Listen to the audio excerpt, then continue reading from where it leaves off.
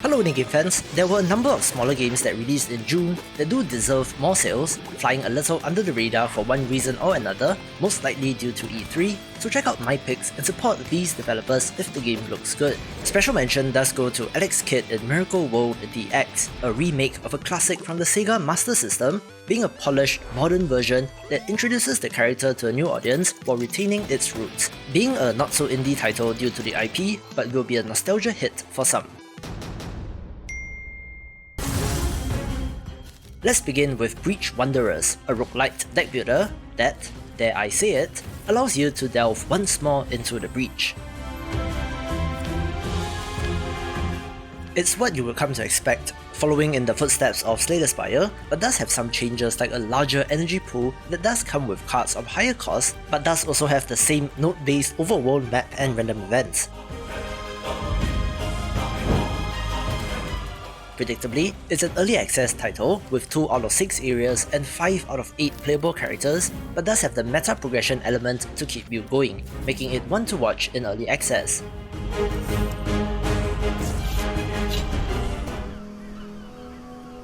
My dearest Marina, do not mourn me when I am gone. I have lived a life in service of the beautiful creatures of this earth. A lifelong passion I hope I passed on to you.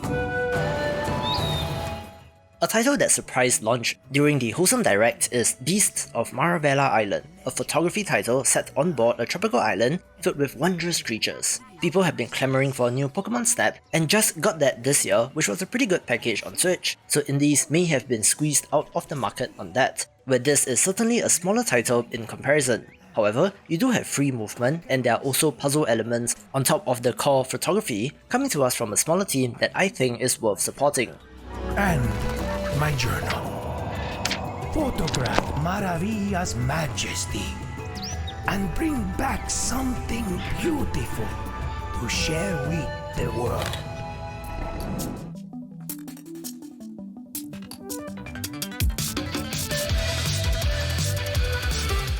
There were a number of precision platformers of interest last month, the first of which is Sunblaze, one that is pretty explicit in taking influence from Celeste, but with a different type of pixel art.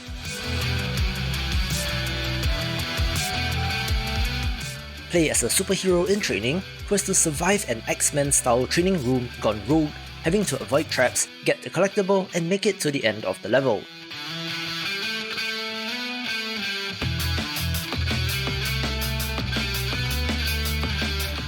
It's nothing super groundbreaking in the space, but if you're looking for something a little different, do look into this.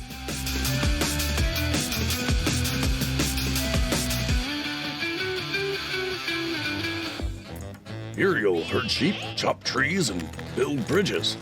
Well, you'll try to. Nature has other plans. Let's get traveling. These sheep look a little strange. Keep an eye on this mischievous monkey. He has no plans of helping. Multiplayer party games are always fun with friends, but if you're looking for something new, do check out Lumber Hill, one that has you playing as lumberjacks in a variety of wacky scenarios. There are pandas, pirates, wildfires, dinosaurs, and more in the way, where the sheer variety in themes and levels across both space and time delights at every turn. It's just a pure, fun local multiplayer title that's great for throwing into the rotation with your friends. Yes, lots of dinosaurs. What better place to begin egg collecting, right? Put your teamwork skills to the test. Or join nature's team and find out what it's like on the wild side in PvP mode. You might find your favorite part of the game is chasing your friends off of cliffs. Will you be traveling to Lumber Hill at your next party?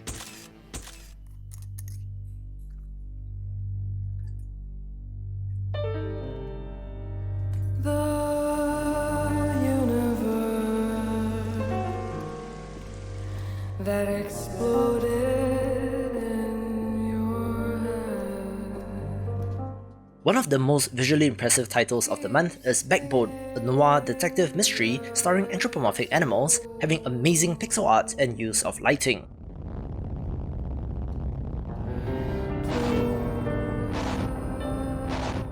is quite a classic noir story where you play as a private eye who takes on a seemingly innocuous case which quickly spirals into so much more, having you uncovering a dark web of mysteries and conspiracies at the heart of the city.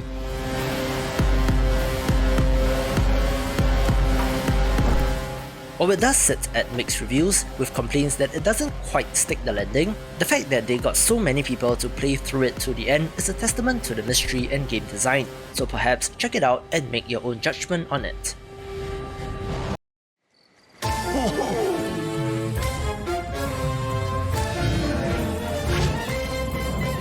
Somehow, we did get 2 photography games in the same month, the second of which is Alekon, one that has you photographing various whimsical creatures as you explore the world.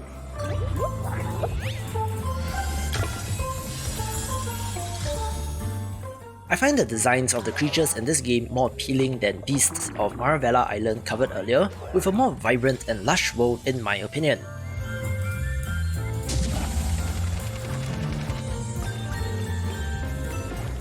That may be the direct effect of it being on rails like Pokemon Snap, allowing the developers to direct resources in specific areas with a variety of quests and mini-games which makes it of interest.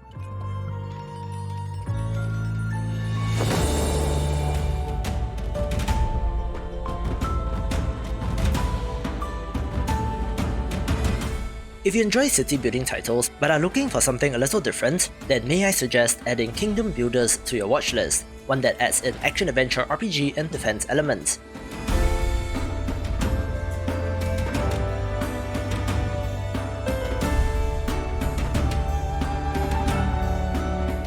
It does have an adorable, if a little disproportionate art style that looks good, having management and action elements all combined into one.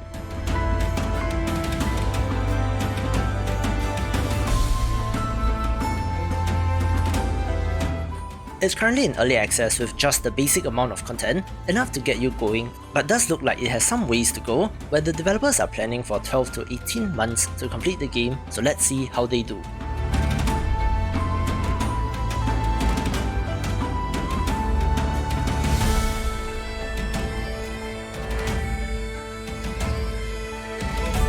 Four brothers, bound by eternal purpose. They all broke at the same time. And a girl named Mu. She knows what must be done. When the Blight first came, people began to panic. And now, the spores are taking hold of whatever remains. Mu's family is still here, however. She has been tasked to protect them. After all, she is the bearer of the Omniswitch.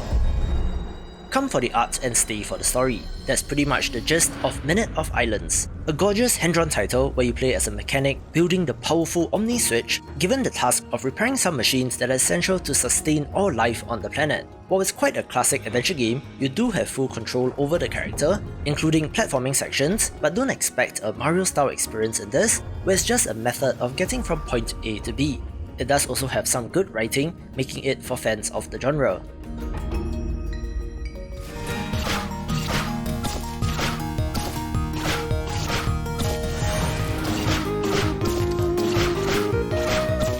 The second precision platformer of interest is Super Macbot, one that doesn't allow you to jump, having you use the power of magnetism instead. Attract or repel off surfaces depending on the polarity, all of which is used quite cleverly in the level design.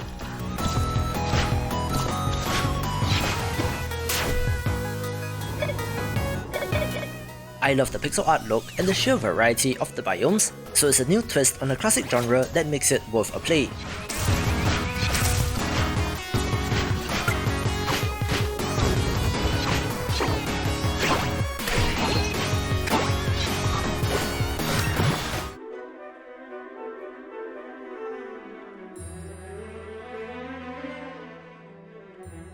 I was pleasantly surprised with the quality of Real Root, a minimalist management sim that has you building and managing trees.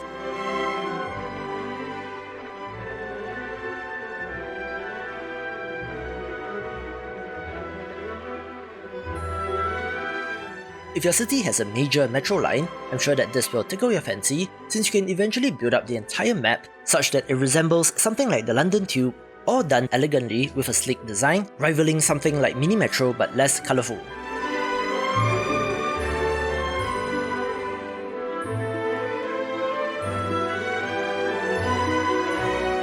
Still, it's interesting to see how these systems work, having quite an extensive upgrade and automation system as well, but I'm interested to see where this goes in early access.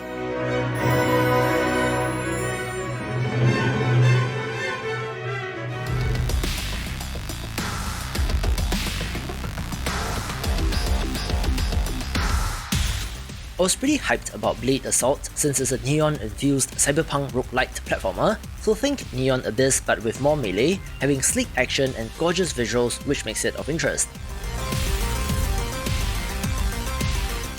However, while it is well made, I did struggle to find anything novel about this, so it's more of the same in a way, although that may just be me reaching a breaking point with roguelites overall.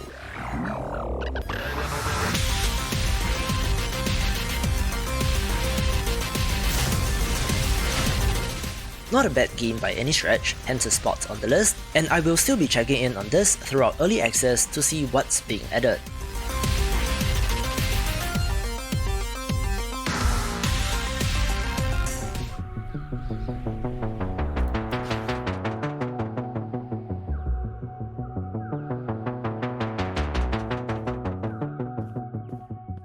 One of the hidden gems of the month has to be Stonefly, a gorgeous looking action-adventure title where you pilot mechanical bugs, soaring through this gorgeous world while attacking bugs, forming relationships with characters, and to ultimately recover a family heirloom.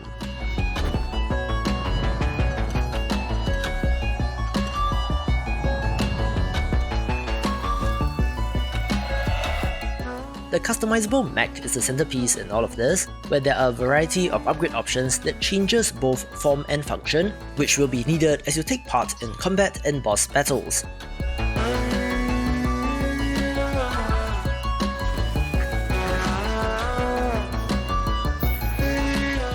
This comes to us from the developer of Creature in the Well, where I did find out that it's actually not that small of a team, but regardless, criminally overlooked at just 45 Steam reviews as of recording, it may be a title that you missed.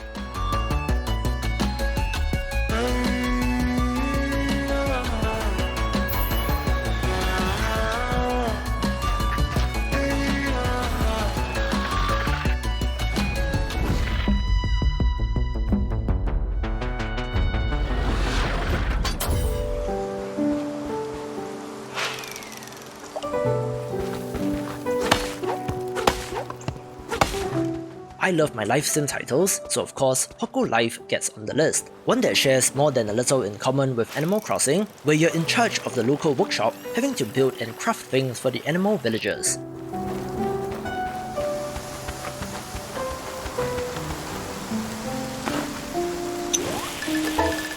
Fishing, bug catching, mining, farming, and more are all present, where you can exercise your creativity in building out the town.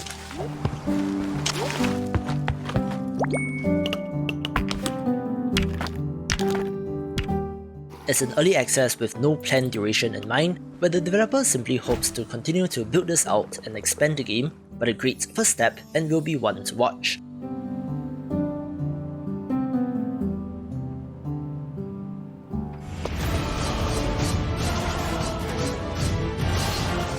If you love stylish 2D action games, one to get will be Lost Epic, coming to us from a Japanese developer and having a fantastic look. It does remind me of Odin's Spear due to the high fantasy setting and character and world design, where you play as the God Slayer, who has to, well, slay some gods. A Souls-like stamina bar does factor into the combat, but it's not exactly a Souls-like game otherwise, but there are plenty of upgrade options, equipment and loot, even having fishing, cooking and crafting systems.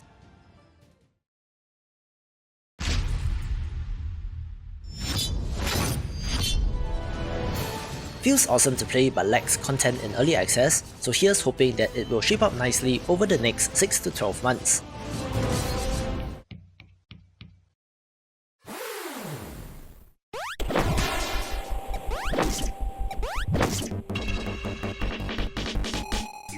full trailer of the precision platformer Garlic is pretty well done, if a little inappropriate, about our hero lusting after the cyber goddess, having to climb the tower in order to get to her. So I've edited it down for the sake of brevity, choosing instead to focus on the platforming aspect of this fantastic game.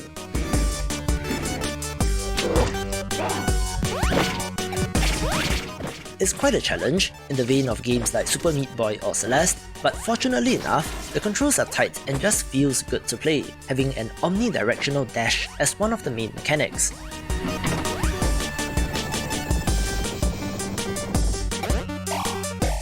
The visual style is unique and very good, where the splash of colour helps as compared to its earlier 1-bit look.